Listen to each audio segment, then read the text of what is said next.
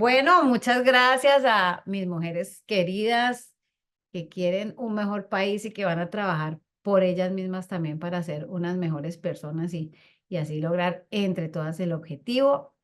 Esta noche estamos con una charla muy importante, la primera de muchas, pero esta es supremamente importante porque esta es la charla de las mujeres en la política.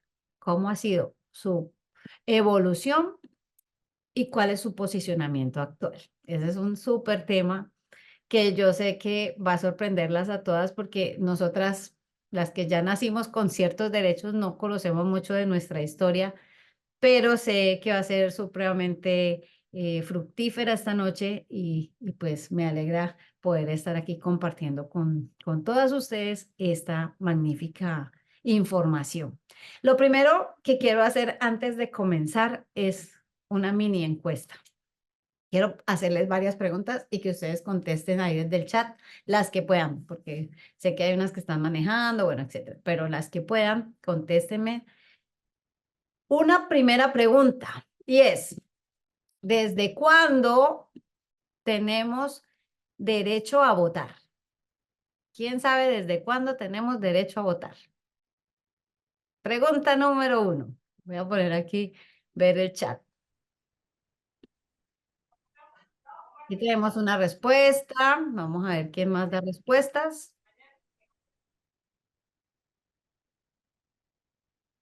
Respuestas. Una más, una respuesta. Nadie sabe, nadie más. La doctora Ivette sabe. La doctora Ivette dice desde 1957. Listo. Ahora Sí, les hago otra pregunta. Otra pregunta. Todas en este momento de nuestra vida, si queremos comprar un carro o una casa, pues simplemente vamos y la compramos, ¿sí o no? Bueno, ¿desde cuándo creen ustedes que podemos hacer eso? Una fecha. Así rapidito, ¿no? Porque no, que no tengan tiempo ahí de... ¿Desde cuándo tenemos derecho a comprar y administrar nuestro dinero y a comprar bienes? Una fechita rápido. A ver. Bueno, no, nadie contestó esa. Ahí las corché. Las corché. Bueno, voy a dejar solamente en esas. Alguien dijo desde 1995. Alguien más dijo desde 1970. Dice desde la Constitución del 91. Luisa Portela. Ok, bueno. Entonces vamos a contestar las dos primeras preguntas antes de iniciar aquí. La, no, pri- desde antes de la del 91, la de la primera. del 86, ¿era la anterior constitución? La anterior de 1886 y la que le siguió fue Eso, la de 1991. exacto, desde la del 86. Ok, no. Resulta que las mujeres hemos tenido que emprender un largo camino, largo, tortuoso camino por el reconocimiento de nuestros derechos. Lo primero, vamos a irnos un poquito más atrás de cuando tuvimos derecho a votar, que ese fue un gran triunfo, pero ese fue el último de los grandes triunfos que tuvimos, porque antes de eso tuvimos que luchar primero para ser reconocidas como ciudadanas, señoras y señoras. Ciudadanas, no teníamos reconocimiento de ciudadanas. Es decir, éramos como mascotas de los maridos o si no nos casábamos, pues de los papás, ¿sí? Entonces, hasta por allá, más o menos, bueno, en la década de los 20 empezó esa lucha de algunas mujeres que querían tener derecho a, pues, administrar sus bienes, porque los papás les heredaban y los esposos eran los que los cogían o cualquier hombre de la casa. Las mujeres no teníamos ese derecho. Ojo, teníamos derecho a trabajar, pero no teníamos derecho a administrar el dinero que nos ganábamos trabajando, ¿sí? Solo hasta 1932, ¿sí? Con la ley 28 logramos ese derecho. En 1932 empezamos a tener el derecho a administrar nuestro dinero y a tener bienes a nombre nuestro. No teníamos derecho a votar, no teníamos derecho a elegir ni ser elegidas todavía, porque no teníamos esa calificación, de esa categoría de ser nosotras ciudadanas, ¿sí? Entonces, para las que van entrando, hasta 1932 empezamos a tener derecho a administrar, ojo, a administrar nuestros propios bienes y a usar o utilizar directamente el dinero que nos ganábamos, porque antes era potestad de nuestros esposos si nos llegábamos a casar o de nuestros padres, pues hasta cuando les diera la gana, los padres varones, ¿no? Porque las mamás tampoco tenían derechos, o sea, las mujeres no teníamos esos derechos. Luego emprenden un camino unas mujeres muy duras, muy berracas, visionarias. Ah, ojo, otro dato, me falta. Otra pregunta que les tengo. Niñas, ¿cuándo tuvimos derecho a ser educadas, a bachillerato y a educación universitaria? Fecha. Una fecha. Quiero una fecha. Por favor, así rapidito, así, pum, pum, pum. Escriban. ¿Cuándo tuvimos derecho a ir al colegio y a la universidad? A ver, ¿quién se atreve? Digan algo así, rapidito. ¿Quién se atreve? Dice en 1915, Camila Cajamarca. Ok, no. En 1933. Entonces, primero tuvimos derecho, 1933, primero tuvimos derecho a tener bienes y a coger el dinero que nos ganábamos trabajando.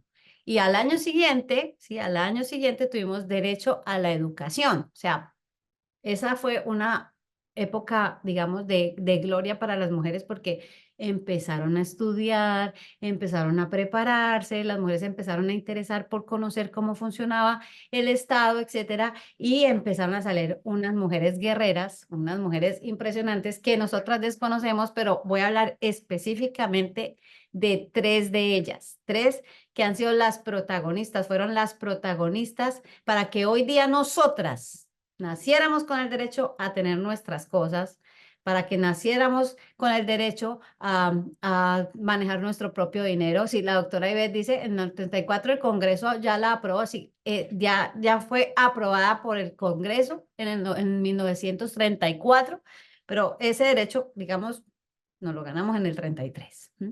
Pero aquí de hecho tengo el acto legislativo y tengo la ley que después de esta charla vamos a hacer un drive que va a estar directamente en el partido con todos estos documentos para cuando ustedes los quieran consultar, que sería súper importante que lo hicieran porque esto nos va a abrir un panorama interesante.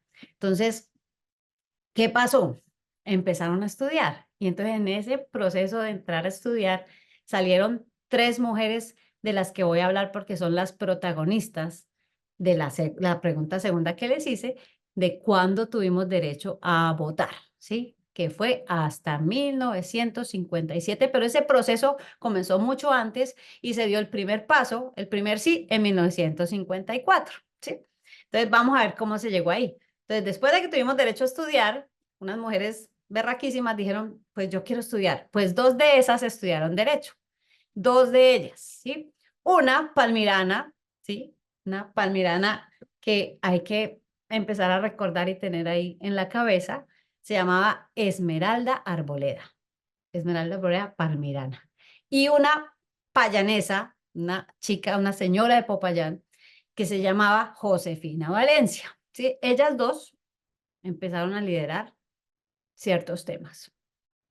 Josefina ella era conservadora, de origen conservador, no estudió universidad, no fue a la universidad, pero era una mujer muy preparada, hizo algunas licenciaturas, finalmente más adelante ocupó un lugar muy importante. Ah, aquí la niña de Popayán, sí, yo me acuerdo. Sí, María Elena es de Popayán. Entonces ocupó un lugar muy importante en el gobierno cuando ya tuvimos ciertos derechos. Ahorita vamos para allá. Pero entonces, eh, la señora Arboleda y la señora Valencia iniciaron ese camino de superación.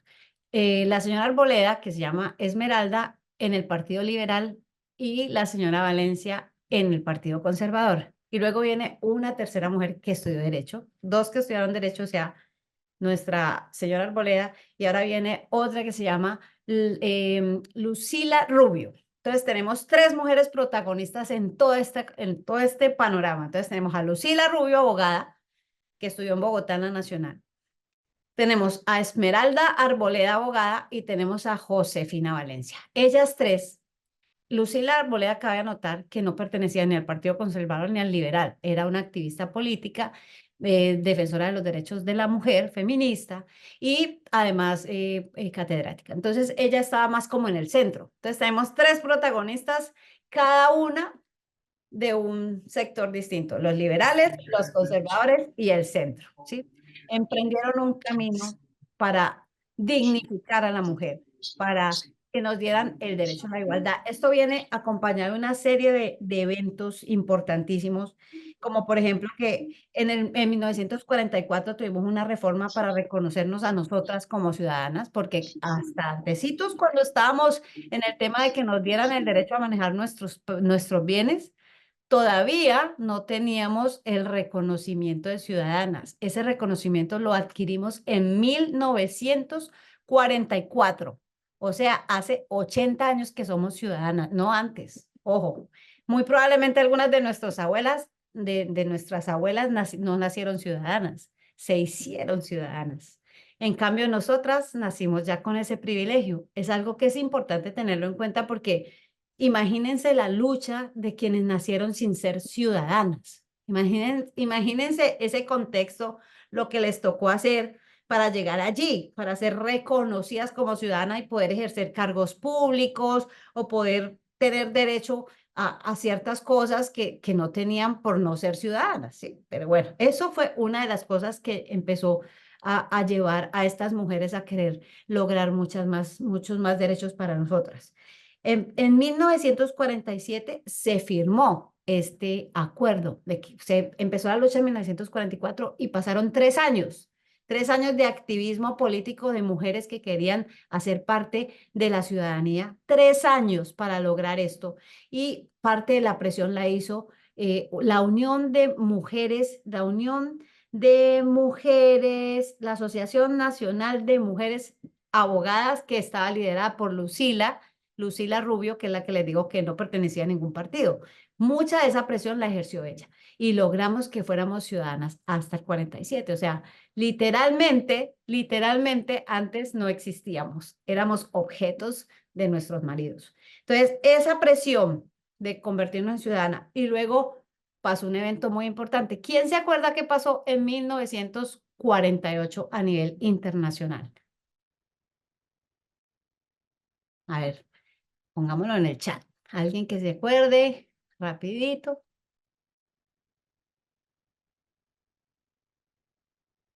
La doctora nos hace, entonces, en 1948, el Día de la Mujer no. En 1948, nosotros, a nivel mundial, muchos de los estados hicieron una convención y se hizo la Declaración Universal de los Derechos Humanos, que eso fue una super mega bendición. La ONU organizó eso y todos los países que fueron a esa convención se comprometieron a cambiar sus legislaciones y convertir todo ese proceso acorde a lo que se había hablado en la convención, ¿sí? Entre eso, ya te voy a aclarar eso de la mayoría de edad, que lo tengo en el acto legislativo, el acto legislativo 3 del 54. Antes del 54 hubo varias reformas, primero era de 18 años, luego se cambió a 21 años, aquí lo tenemos, eso lo van a encontrar en los documentos adjuntos para que también hagan como una similitud como una especie de cronografía de lo que ha pasado con nosotros. Entonces, en el 48, efectivamente, se firmó la Declaración Universal de los Derechos Humanos y Colombia se comprometió a traerla a la legislación nacional e interiorizarla y convertir todas sus leyes acorde a esta declaración. ¿Qué pasaba? Que no teníamos igualdad de derechos. El derecho a la igualdad que estaba contemplado en esa declaración, pues se contradecía con lo que estaba pasando con las mujeres. ¿Por qué? Pues porque primero, apenas habíamos sido reconocidas como ciudadanas, pero sin derecho a voto, sin derecho a elegirnos ni ser elegidas, sin derecho a elegir ni a ser elegidas. Entonces, no había igualdad. Entonces, estas mujeres empezaron ese debate por el voto, por el sufragio femenino, acorde a lo que había pasado en el 47, que era que nos volvimos ciudadanas, ¿sí? Después de la lucha del 44, que nos reconocieron, pero duró 3 años mientras se firmaba.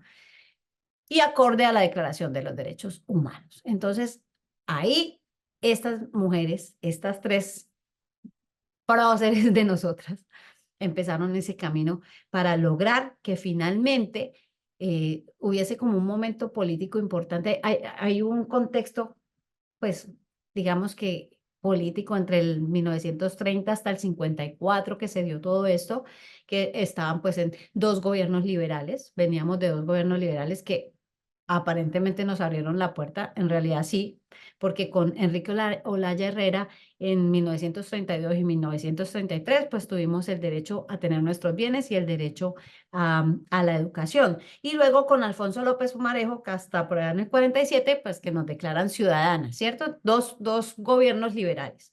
Ahora, extrañamente, en el 54 se empieza a discutir el hecho de que las mujeres pudiéramos hacer uso del sufragio y hay un acto, el acto número 3 del 54 que permite eso, permite quitar la palabra varones, que solo se decía varones, y poner ciudadanos. Como ya éramos ciudadanos, pues nosotros entramos allí. Pero eso fue en 1954, solo que hubo una polémica, eso se declaró inexequible. Bueno, pero ojo, señoras y señores, ahorita que están hablando del tema de la Asamblea Nacional Constituyente, lo importante que eso puede ser. ¿Se acuerdan quién era el presidente en 1954? Pregunta, pregunta de conocimiento general. ¿Quién era el presidente en el 54? Ahí rapidito. A ver. No busquen eso. Entonces, la doctora Ivette, que se la sabe todas, dijo, Pinilla. Gustavo Rojas Pinilla, ¿no? Pero entonces, ya hablamos que los dos anteriores gobiernos eran liberales. Pues Gustavo Rojas Pinilla llegó por un golpe de Estado. Él no fue elegido como los otros dos que fueron elegidos por los hombres de la época en un acto democrático, sino que este fue, y en la época en que él hizo el golpe de Estado, que fue en el 53, estaba Laureano Gómez, pero Laureano Gómez había dejado encargado a otra persona. Y entonces, en ese momento, él va y se toma el poder y el Congreso pues le aprueba su, digamos, su toma del poder y ahí empezaron una serie de reformas, extrañamente siendo militar y habiendo dado un golpe de Estado, pues uno pensaría que los derechos se iban a quedar como ahí aplastados, pero de alguna forma se empezaron a gestionar ciertos movimientos. Entonces, luego, ¿sí? Digamos, bueno, hay un antecedente importante que quiero que recordemos. Hubo un pequeño momento, muy pequeño, en 1853, o sea, estamos hablando bastante, 100 años antes de, 100 años algo, 104 años antes de que lográramos el sufragio, en la ciudad de Vélez, Santander, hubo una ley que permitía el sufragio para mujeres, pero solo duró 3 años porque la Corte Suprema de Justicia lo abolió en el 1857. Pero en ese momento, a nivel internacional, se estaba dando la discusión. Entonces, el primer país que tuvo mujeres votantes fue Nueva Zelanda en 1893. Y le siguió Reino Unido y Estados Unidos también para ese mismo año. Y después, hasta 1927, Uruguay, que fue el primero de la TAM que tuvo voto femenino.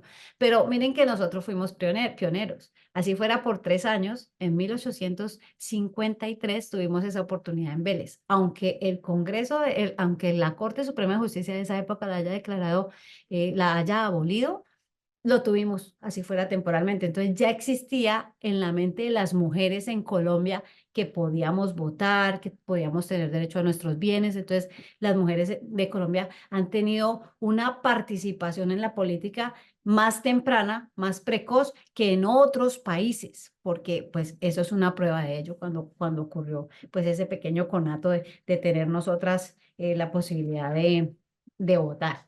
Entonces volvemos a Rojas Pinilla. Entonces cuando Rojas Pinilla hace pues su entrada triunfal con su golpe de Estado, pues tumba a Laureano Gómez, que era conservador, pero Laureano no era el que estaba mandando.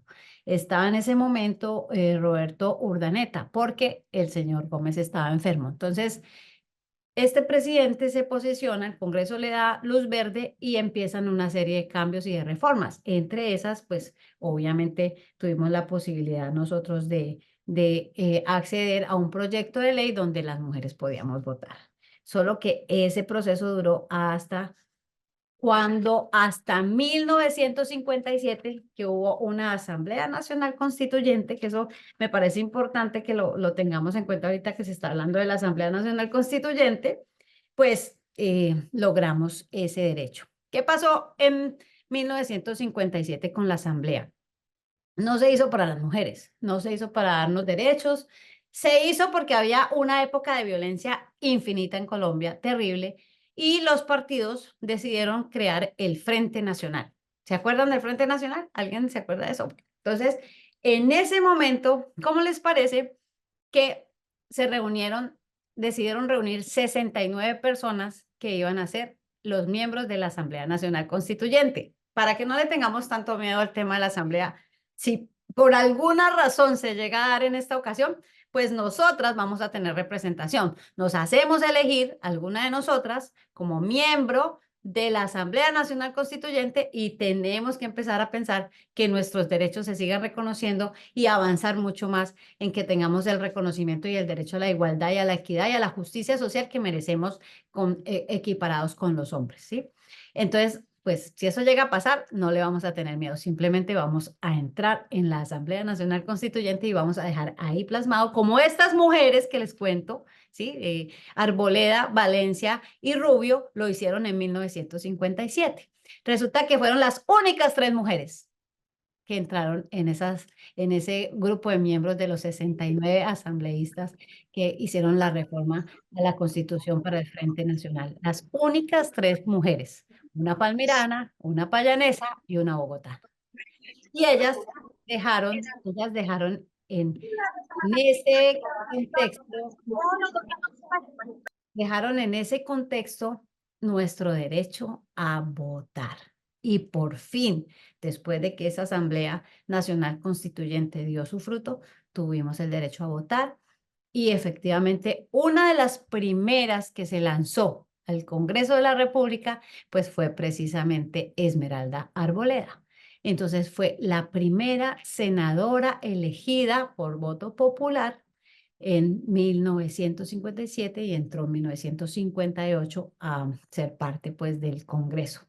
Asimismo, la señora Josefina Valencia, que les conté que para ese momento no era profesional, pero era una mujer, bueno, no era, digamos, de profesión superior, sino que tenía unas licenciaturas, pues fue nombrada la primera ministra, fue ministra de Educación, la primera en nuestro país. Igualmente, la doctora Rubio, abogada, pues fue una de las que perteneció a una miembro de la Asamblea Nacional Constituyente y ocupó un alto cargo en el gobierno de esa época que le siguió al presidente dictador Gustavo Rojas Pinilla. Entonces, ese es como digamos, nuestro background de cómo llegamos a donde llegamos, aunque la lucha ha sido ardua, aunque no llevamos ni 100 años con este derecho, ¿sí? Si estamos hablando del 54 y que se hizo efectivo en el 57, quiere decir que no tenemos ni 70 años de tener derecho a votar. Algunas de nosotras aquí tenemos mamás de más de 70 años, así que hay muchas de nuestras mamás o de nuestras abuelas que nacieron sin el derecho a votar, ¿sí? Nosotras las que estamos aquí, todas, absolutamente todas, nacimos con ese derecho, pero muy probablemente no le damos el reconocimiento que tiene, porque como ya nacimos con él, no nos tocó hacer huelgas, ni caminar, ni luchar para que nos dejaran votar, elegir y ser elegidas, pues simplemente como que lo dejamos pasar, como que, ay, normal. Pero no, no es normal, no es normal porque los hombres han tenido ese derecho desde que nacieron. En cambio, nosotras tuvimos que luchar y esperar un momento histórico, no solo nacional, sino internacional, para poder acceder a ese derecho. Entonces, es supremamente importante tenerlo en cuenta porque pues más que un derecho, yo pensaría que es un privilegio que tenemos, que lo ganamos por la lucha de 3 mujeres impresionantes que fueron bueno, las que lideraron el proceso, porque detrás de ella obviamente habían muchas otras mujeres. O sea, no solamente con Lucila Rubio teníamos 500 mujeres en el grupo de presión feminista que ella armó. Imagínense lo que había pues detrás de Esmeralda y lo que había detrás de Josefina. Y lo que quiero resaltar aquí es que no eran de un solo partido, no tenían un pensamiento ideológico igual. Había una liberal, una conservadora y una de centro. Entonces, no necesariamente había que tener una ideología política similar para entender que las mujeres teníamos derecho. Teníamos, de hecho, derecho a pensar como quisiéramos. Si queríamos ser liberales o conservadoras o lo que sea, pues teníamos ese derecho, bendito derecho, a pensar, a elegir, a ser elegidas. Y ellas fueron las pioneras en todo este proceso que no le hemos dado el lugar en la historia de Colombia que se merecen, y creo que nosotras debemos ser las primeras en resaltar esa labor, porque independientemente del grupo político que pertenecían, ellas fueron las que nos dieron este derecho. Fue por ellas y por su lucha que hoy podemos hablar de este tema, y que muy pronto, esperemos que sí, haya una mujer presidente en nuestro país. Entonces, es importante resaltarla. Voy a leer aquí qué dijo la doctora Ivette. Para elegir a Rojas, aprobaron que la mujer pudiera votar, y esto solo se dio en el 57, aunque se aprobó en el 54. A ver, Rojas Pinilla fue un dictador, ¿no? Él lo que hizo fue que fue y le dio un golpe de estado a este señor que había dejado Gómez. Sí, se me va el nombre, pero se llama el doctor Roberto Urdaneta, ¿sí? Entonces, Rojas Pinilla le da el golpe de estado a Roberto Urdaneta, porque Laureano Gómez desafortunadamente estaba enfermo y lo había dejado encargado a él. Pero entonces, él después, ¿sí? Que permitió la Asamblea Nacional Constituyente, porque venían la debacle y le hicieron huelga, y hubo un grupo de militares que armó un consejo militar, y entonces él tuvo que ceder y acceder a que se hiciera la Asamblea Nacional Constituyente y salir obviamente a, pues a las votaciones, al proceso democrático, y perdió. Luego él después armó un grupo político que se llamó la ANAPO, y con la ANAPO volvió y se lanzó en 1962 a las elecciones y otra vez perdió, ¿sí? Pero, o sea, él de alguna forma permitió el voto femenino, quizá pensando en su cabeza que las mujeres lo iban a volver a elegir o lo iban a elegir porque primero entró con golpe de Estado, y no fue así. O quizá la presión misma de las mujeres lo lograron. O sea, no lo sabemos, presumimos. Lo que dicen los libros es que se dieron las cosas en esas circunstancias, pero teniendo en cuenta la lucha que hubo previa a eso, que fue mucho, mucho antes que apareciera en la escena política el general Rojas Pinilla, pues yo creo que fue el resultado de una lucha de décadas de mujeres que se la lucharon por nosotras y que nos dejaron ese impresionante legado. Entonces, eso era como el datico aquí importante para tener en cuenta. Entonces, ya en ese orden de ideas, ya venimos a la actualidad, ¿no? Vamos a hacer como un recuento. Entonces, las mujeres empezaron a participar en política, pero pues como no veníamos de ese entorno, no estábamos acostumbradas al entorno político ni a ser elegidas. Entonces, fue muy difícil hacer que las mujeres empezaran a tener participación, o había muchísima discriminación, ¿sí? Pero mucha. O sea, ser mujer y querer participar en la política pues, era como un desafío a los hombres. Entonces, pasaron muchos años. Miren, estoy hablando que hasta el 57 tuvimos derecho a votar. En el 58 tuvimos nuestra primera senadora. Pues hasta el 2000, ¿sí? Hasta el año 2000 hubo alguien que dijo, bueno, esto está muy complejo, yo creo que vamos a tener que hacer algo para que sea obligatorio que por lo menos las mujeres tengan participación en un porcentaje. Entonces se creó la ley de cuotas, y desde ahí pues teníamos que entrar a participar por lo menos con un 30% en el tema político de elección popular. Solo que eso es como de papel, ¿sí? Porque ahorita que nosotros estamos en este ejercicio, nos hemos dado cuenta que muchos partidos, y ahora les voy a mostrar unas diapositivas, unas cifras oficiales del Estado. Muchos partidos ponen mujeres solo por cumplir la cuota, pero realmente no les dan participación. Vamos a analizar las estadísticas que tiene el Estado, no solamente de los partidos políticos, sino de la participación a nivel público, de cargos públicos actualmente, no de elección popular, sino en el manejo directo del Estado. ¿Cuántas mujeres tenemos en este momento? Estamos hablando ahorita, después de 24 años de haber promulgado la ley de cuotas. A ver cómo está la participación, si se respeta, si hay mujeres en tema de liderazgo dentro de los diferentes partidos políticos, si las mujeres sí tienen realmente una participación equitativa, igualitaria con los hombres, porque ese ha sido el camino difícil que nos ha tocado luchar y todavía estamos luchando en eso. Ahora, sí ha habido un incremento muy importante en los últimos años, sobre todo en las últimas dos elecciones, y es por eso que hoy en julio del 2024, se está hablando de la posibilidad que en el 2026 tengamos una mujer presidente, porque antes ni siquiera se había pensado.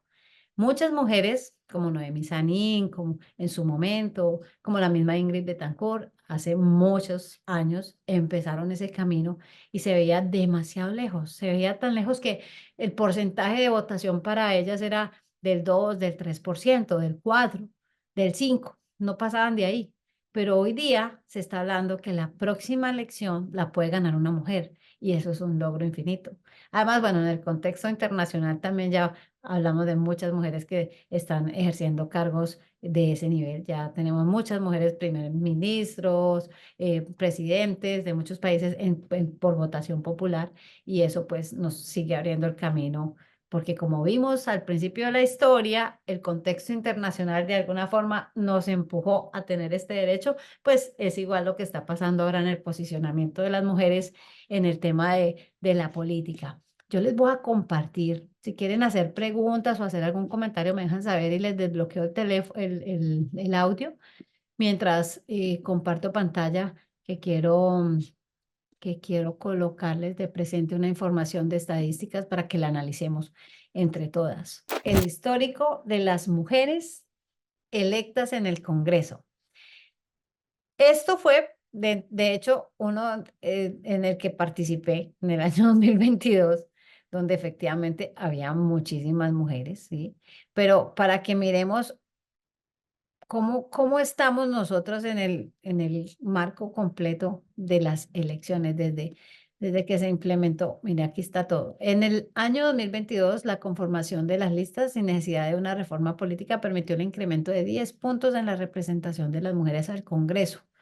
Eso quiere decir que estábamos obligados a tener el 30% y con todo y eso se creció 10 puntos, ¿sí? Para el año 2022. O sea, hubo muchísima participación de las mujeres en estas elecciones al Congreso de la República, eh, que fueron como fueron las elecciones nacionales, o sea, mucho más, dice, eh, cuando se implementó, bueno, aquí voy a hacer una corrección. El artículo 28 de la ley 1475 del año 2011 fue la que estableció la conformación de las listas del 30%. Se empezó a hablar en el 2000, pero hasta el 2011 fue que fue obligatorio.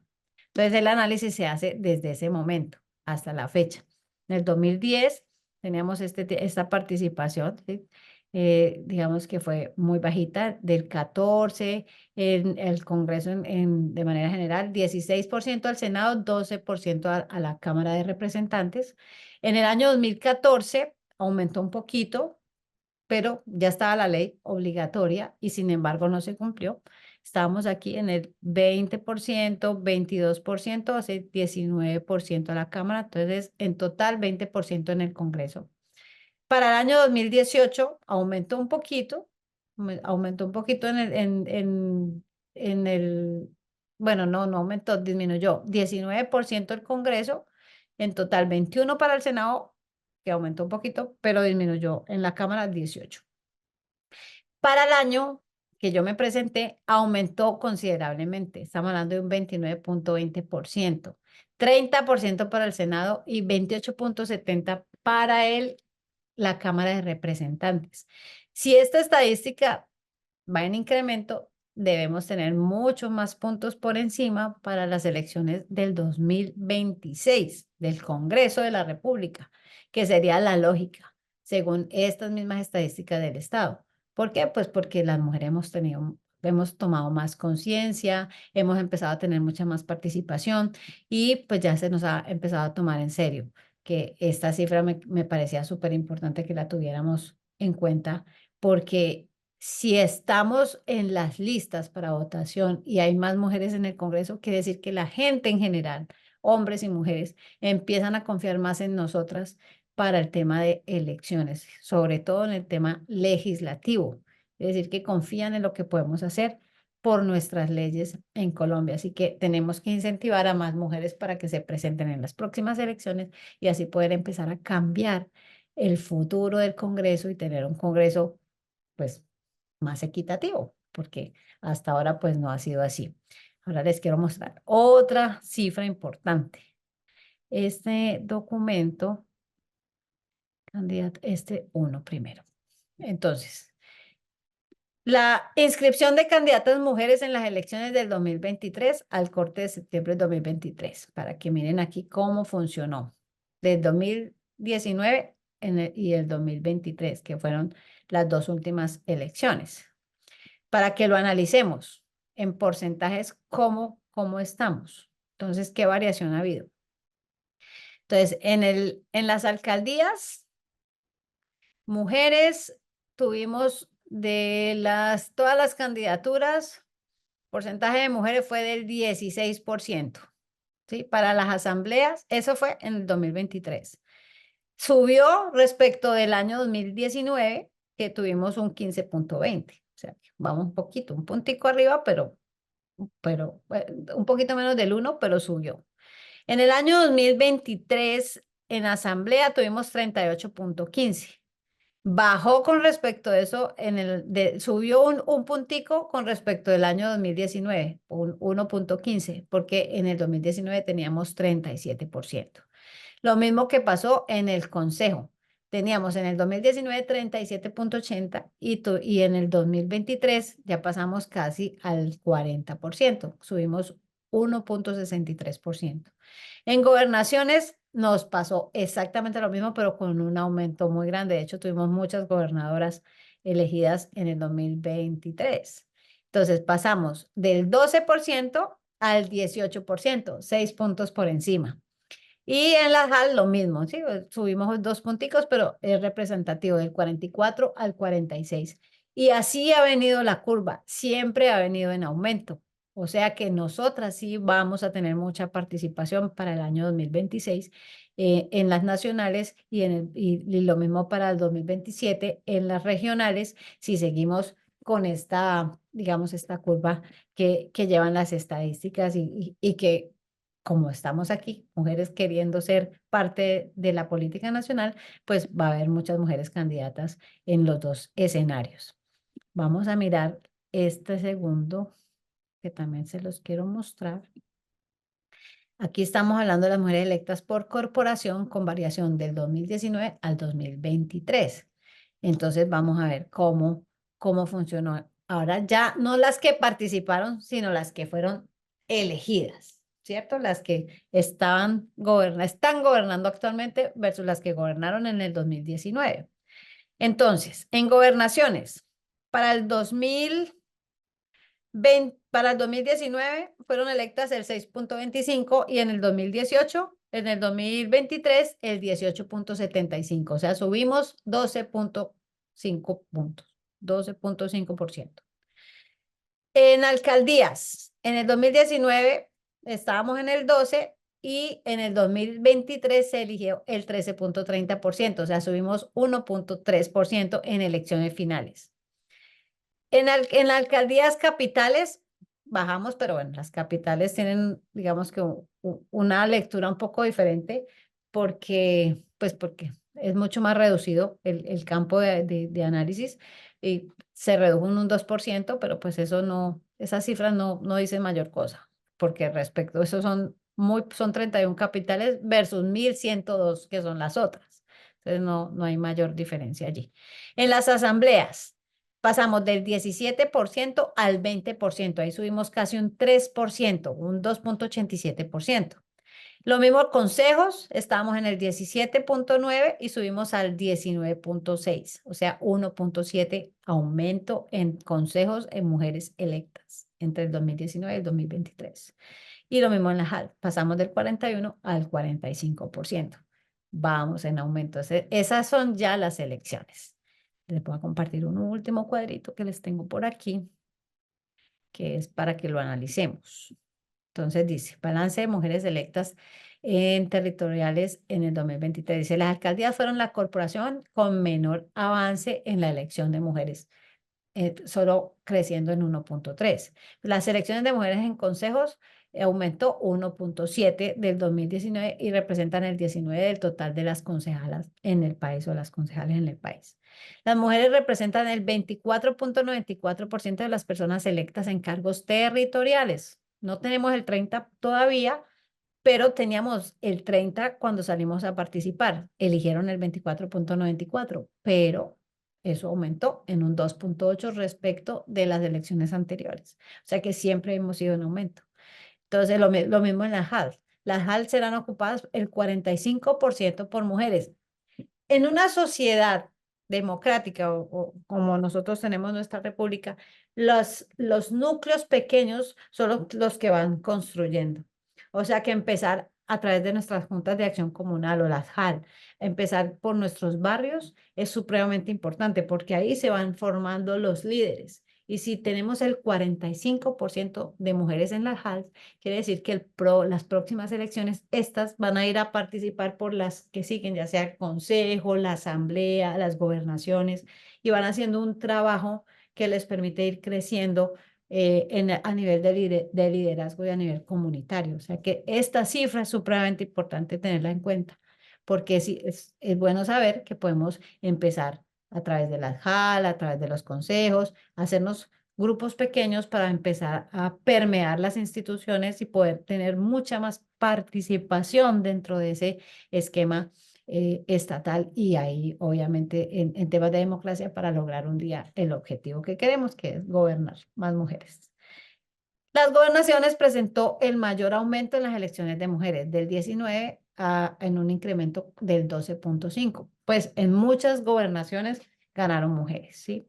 Como por ejemplo en la del Valle del Cauca, bueno, varias mujeres que son muy representativas y que llevan muchos años trabajando en política, quedaron en distintos frentes, ya sea de partidos liberales, conservadores, de centro, todas repartidas. Ahora miramos el tema por partidos políticos, que también lo tenemos aquí, para que lo analicemos, porque es súper importante ese tema. Este es un artículo, este es un informe que tenemos del Estado actualizado, que lo quiero dejar colgado en la página nuestra cuando vayan a ver este video, por si lo quieren consultar. Está supremamente interesante, tiene toda la información de cómo está el posicionamiento de las mujeres a nivel de liderazgo, pero analizado a través de las corporaciones que son dirigidas por mujeres y qué tanto poder tienen, si son cargos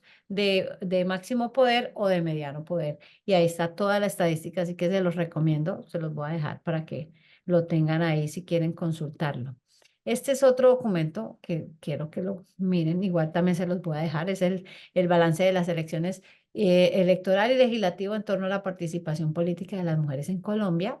Está súper actualizado, es el último que tenemos digamos, colgado en la información del Estado.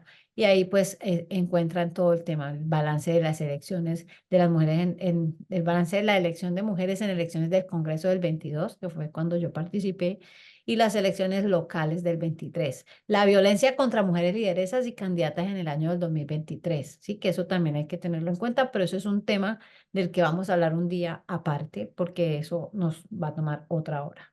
Y la participación de las mujeres en el gobierno de los partidos políticos, ese es un tema interesante que quiero que lo revisemos un momentico porque en ese tema nos puede mostrar qué tan inclusivos son los partidos políticos, que a veces pensamos que pues ahí podemos tener algún tipo de chance de actuación y muchas veces nos equivocamos porque lo que parece ser realmente no es.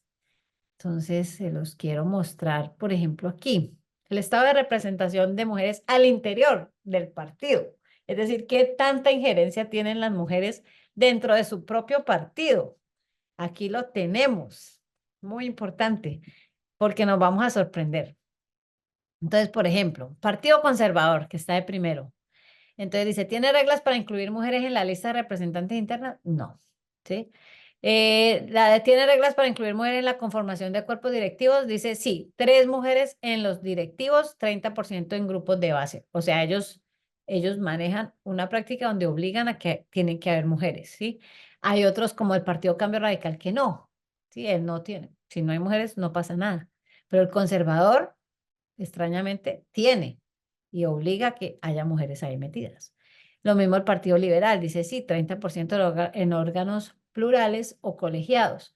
Miremos este porcentaje aquí de mujeres en cargos directivos de máximo nivel. En el conservador hay el 33%, tienen 18 mujeres miembros del directorio nacional.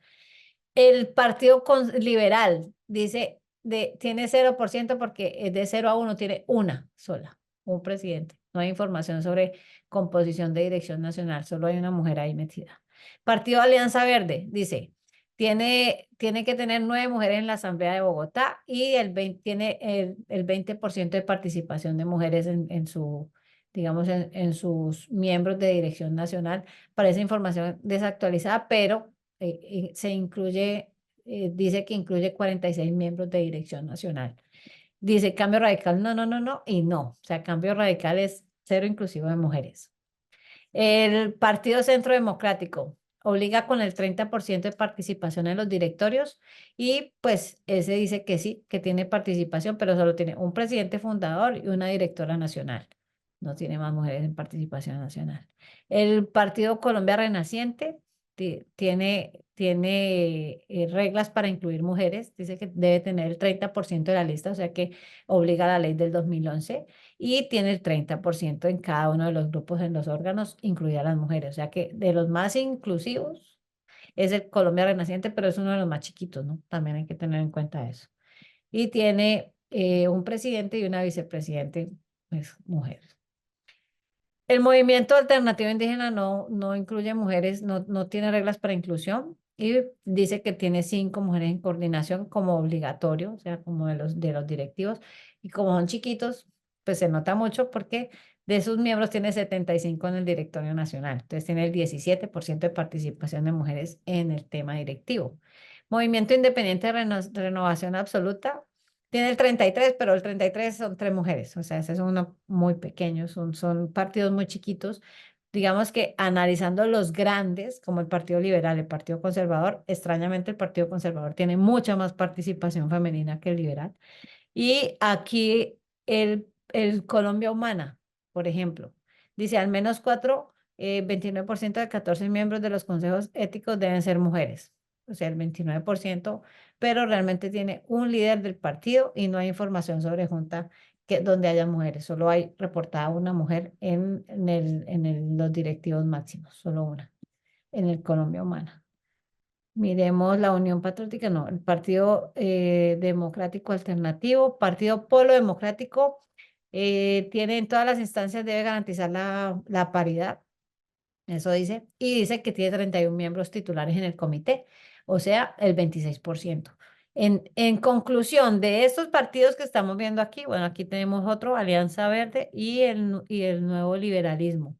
En la alianza, en el Partido Alianza Independiente tiene de 3 a 6 de los 6 miembros que tiene el comité, y entonces dice que tiene el 50% como mínimo, pero pues no hay mayor información. Y lo mismo que el Partido del Nuevo Liberalismo tiene un director nacional como mujer, no tiene más información.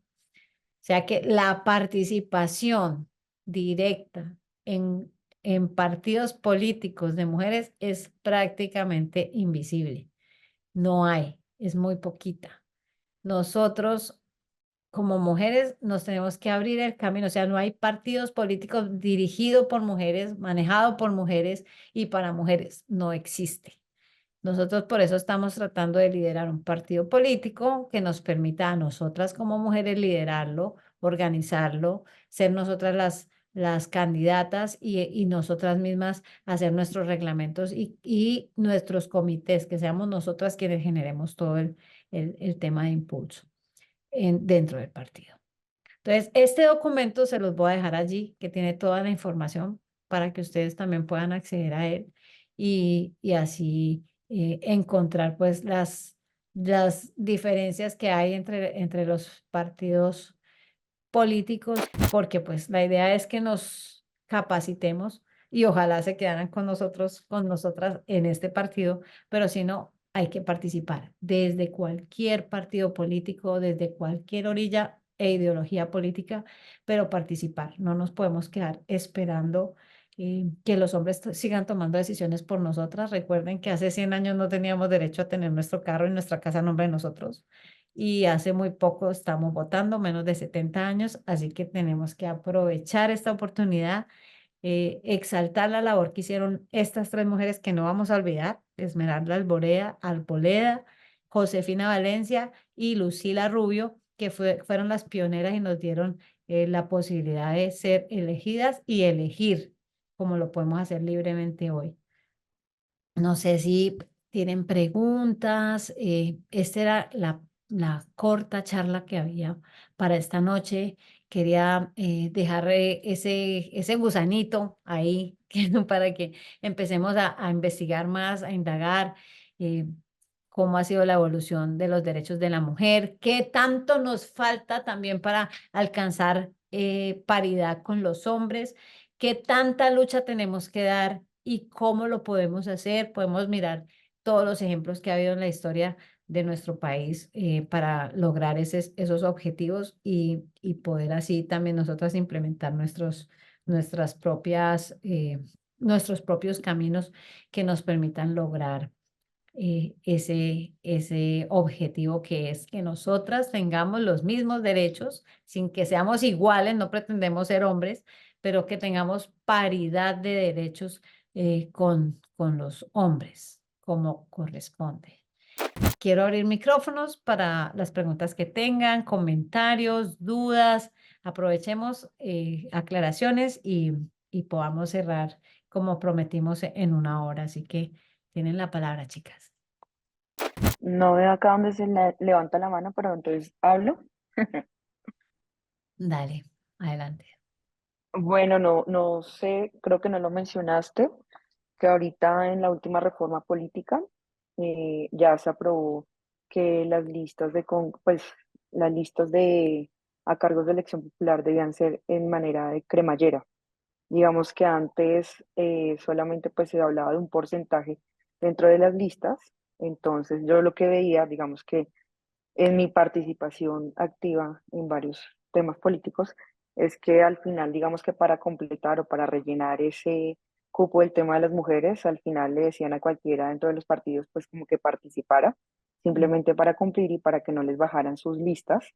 Pero ahorita ya en la última reforma política que se aprobó este año, quedó que las listas debían ser cremallera, hombre, mujer, todas las listas de elección popular. Entonces, eso quería, pues, como comentar.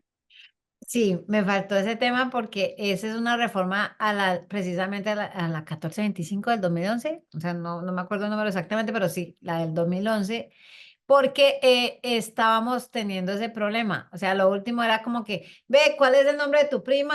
Y anexaban en la lista cualquier nombre de mujer con el fin de cumplir la cuota, pero realmente no teníamos participación, no estaban siendo honestos con el tema de darnos la oportunidad de ser elegidas. Es por eso que el número de participantes sí era correspondiente al obligatorio, pero el número de elegidas no.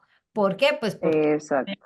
pues eran de papel, o sea, pero ese fue un avance, de todas formas, que los obligaran a meternos en la lista con un porcentaje, fue como el precursor de lo que está pasando ahora, que lo vamos a ver en las próximas elecciones, así como lo dice la doctora Portela, efectivamente, con el sistema cremallera, entonces, si va a haber una mujer aquí, tiene que haber un hombre, y así, hombre, Sí, mujer. digamos que con el anterior, o sea, como venía haciendo lo que tú dices, parecía participativo, pero conozco el caso de un partido que no voy a mencionar cuál, que inclusive hasta las personas que trabajan como en temas de oficios literal de la casa del partido, terminaron en las listas aspirando, pero pues simplemente fue para completar el cupo. Sí, correcto, no, terrible me parece, pero sé que vamos a superar eso porque nosotras vamos a irnos empapando de la ley, empapando de nuestros derechos y participando activamente y obviamente exigiendo que nuestros derechos se otorguen como corresponde. Entonces esperemos, yo estoy segura que en las próximas elecciones vamos a ver tantas mujeres que nosotras mismas nos vamos a sorprender, pero lo que sí quiero que pase es que a partir de ahora seamos multiplicadoras de esta información porque estoy segura que muchas mujeres que tenemos a nuestro alrededor ignoran esto y como lo ignoran, pues tampoco le dan la importancia que debe tener. Y es que debemos hacer uso de un derecho que fue muy difícil lograr y que de verdad hace la diferencia. Si nosotras tomamos confianza y tomamos conciencia de esa posición, vamos a lograr muchas, muchas cosas importantes y muchos cambios importantes para el futuro de nuestro país, que todos queremos eso, todas queremos eso. No sé, bueno, si no tenemos más preguntas, no hay ninguna manito por aquí levantada, entonces no me queda más que agradecerles a todas la participación.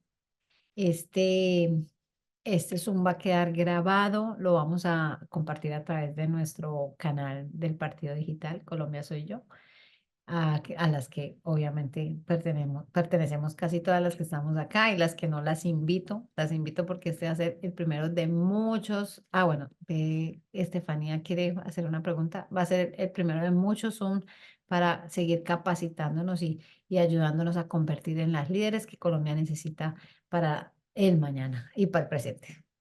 Estefanía. No, pues no es una pregunta, ¿me escuchan? Que sufrí un poco con el audio.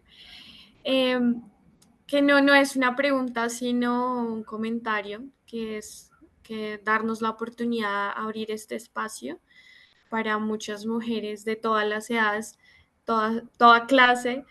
Traté de invitar a algunas amigas y tal vez como yo no sepamos toda la historia, pero es realmente valioso poder aprender y tener un espacio de mujeres. Creo que es la primera vez que participo en un espacio solo para mujeres y de la historia, pues que ha pasado en el tiempo y que somos tan partícipes y que ahora pues tenemos la voz y una representante como la doctora Sondra. Entonces, espero que se sigan uniendo más mujeres y más amigas mías para que puedan conocer esta propuesta. Maravilloso. Las que perdieron el Zoom, pues lo van a tener ahí para verlo. Y desafortunadamente no van a poder participar, pero van a poder aprender alguna cosita. La doctora Alejandra Salazar tiene una pregunta o un comentario. Bienvenida. Qué bueno tenerte aquí. Respetadísima doctora Sondra, primero felicitarte por tanta coherencia y tanta sapiencia con estas temáticas. Maravilloso.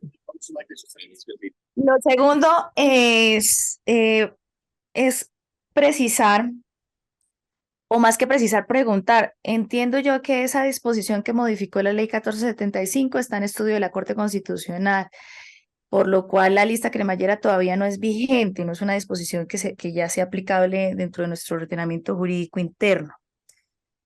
Y lo otro es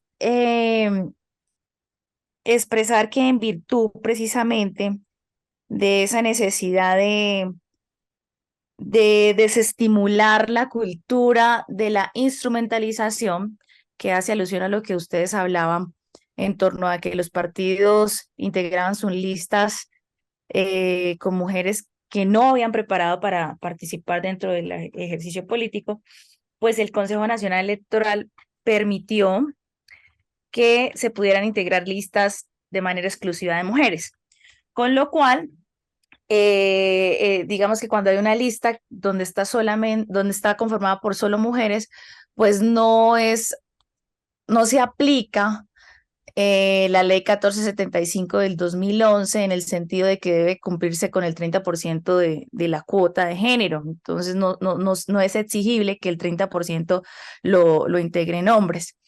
Y esa evolución pues ha servido porque como ustedes lo ven, por ejemplo, ya hubo una lista de integración para la elección de la fiscal general de la Nación, donde estuvo solo integrada por mujeres.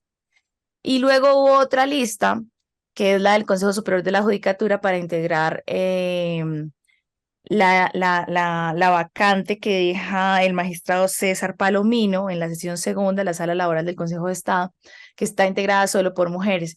Entonces, lo interesante de esa postura del Consejo Nacional Electoral es que fue la primera autoridad administrativa en el país que dio apertura a la conformación de listas solo de mujeres. Y claro, hizo un análisis de la discriminación histórica.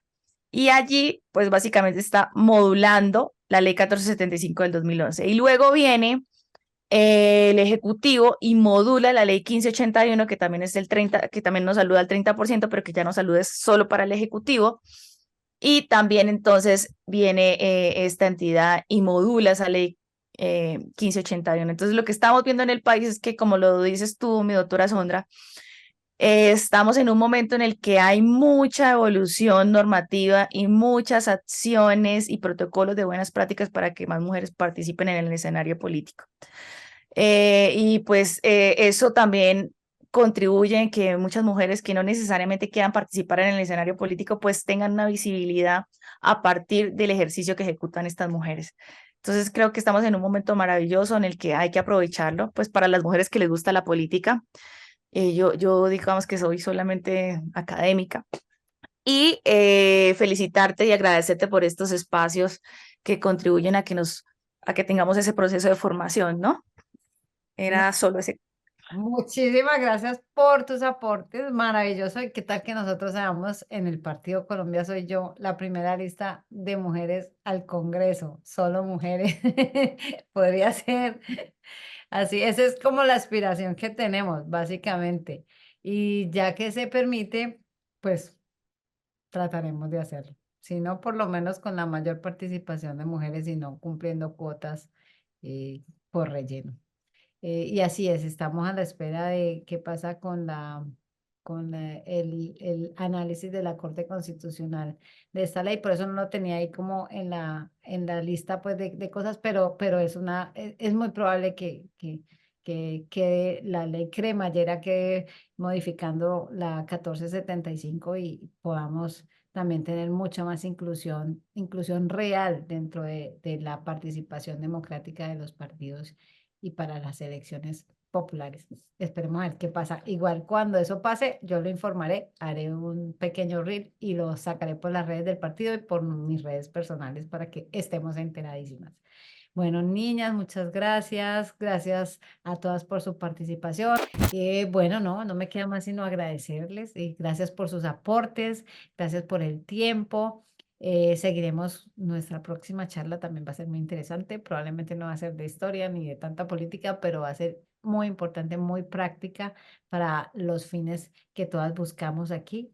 Nos va a servir para cosas personales, profesionales y también en la política, que será las técnicas de charlas en público o cómo hablar en público o cómo dominar un escenario o una cámara para hablar en público. Les agradezco, bendiciones, feliz noche, se les quiere.